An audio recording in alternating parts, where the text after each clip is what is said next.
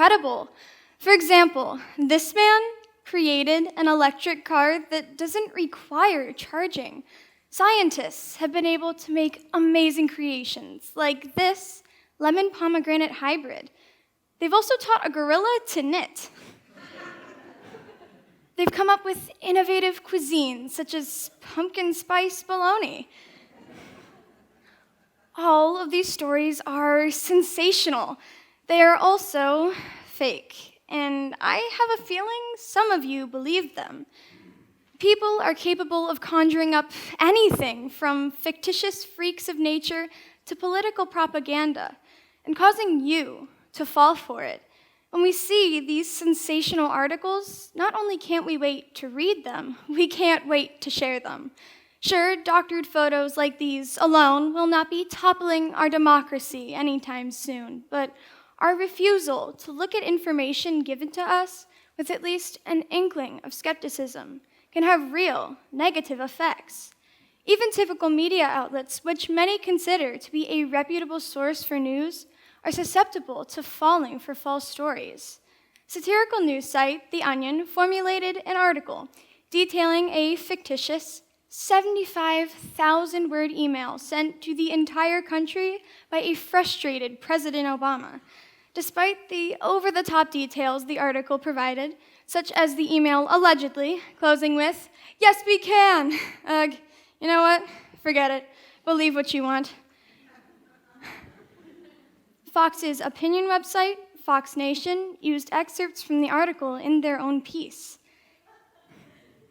In a climate where we can't always trust that the intel given to us by even traditionally trusted sources has been verified, how do we determine what is true, what is false, and what is misleading? When I was to write an informational speech for a club at my school, I was told to focus on 5 things when gathering information: currency, reliability, authority, accuracy, and purpose.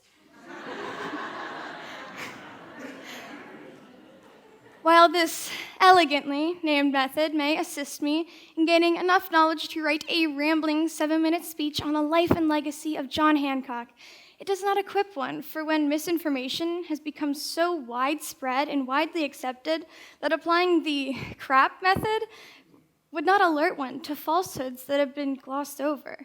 Take, for example, the incident that took place in January of 2019, when a viral video allegedly showed Covington Catholic High School students yelling at and abusing a Native American elder in Washington, D.C. Let's rate this using the CRAAP method. Is it current? Yes. Is it reliable? There's video evidence, so yes. Is it authoritative? Authoritative sources such as the Washington Post, the New York Times, and CNN all reported that the students were verbally attacking the elder. To check for accuracy, students are told to check if other authoritative sources are reporting the same thing, which, as previously stated, they were. How about purpose? Most viewers and readers of this story would classify the purpose of these news pieces as to inform. Using the CRAAP method, this would seem like an accurate story. By simply watching the original, uncut footage of the incident, a much more complicated reality was revealed. The student prominently featured in the video did not verbally attack the elder. The culprits of the most egregious taunting were not even in the short viral version of the video. Incidents such as this exhibit that the basic process that many have been taught to evaluate information while offering a great start is not completely adequate. So, what can you do to combat misinformation? Well, I took it upon myself to create my own acronym. It may not be quite as amusing as the previous method, but without further ado, I present to you how to spot a fable. F.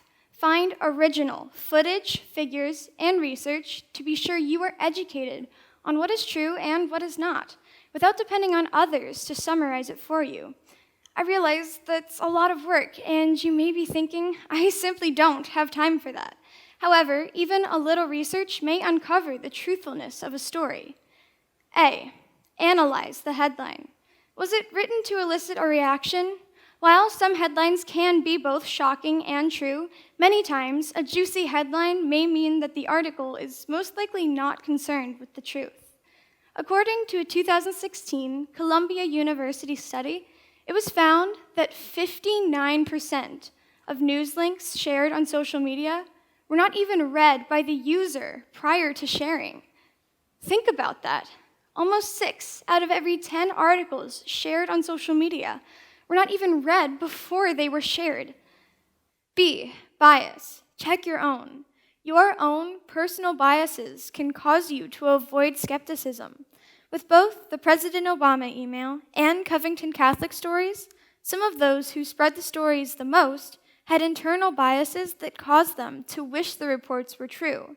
The more a story plays into the narrative that fits your worldview, the more you suddenly lose any desire to check for accuracy and are instead met with an urge to share it with others. L. Look to fact checkers such as Snopes or PolitiFact. They are quick and easy ways to vet stories that you wish to share. And finally, E. Exert self-control. If you aren't 100% sure that the hot scoop you want to serve is accurate, then don't share it. In reality, it comes down to us to prevent the spread of fake news. I understand it's not easy to stop yourself from sharing an article that seems to illustrate your position perfectly, but imagine if we all just took a brief step back before sharing and vetted the information first. By rising above and being conscious of the impact of the content that we circulate, accuracy will become the norm. Until then, remember to be skeptical. There's a lot of baloney out there, and none of it is pumpkin spice.